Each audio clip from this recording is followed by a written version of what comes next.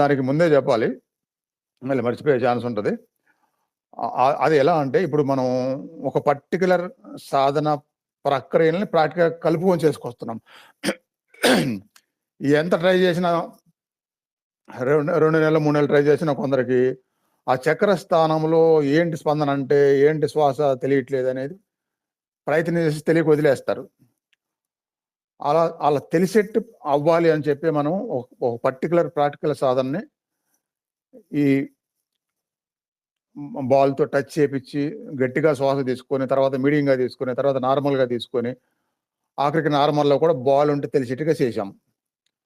ఆ తర్వాత మళ్ళీ అదే బ్రీతింగ్ సిస్టమ్‌ని బాల్ లేకుండా కూడా చేసి, బాల్ లేకపోయినా సరే నార్మల్ బ్రీత్‌లో తెలిసేట్టుగా చేస్తున్నాం. ఇదే 100 రోజుల్లో చేసే మామూలు సాధన ఒక రోజులో పొందవచ్చు ఎలా అనేది టెక్నిక్స్‌తో చేస్తే అలా తక్కువ టైంలో తెలిసిపోద్దనమాట.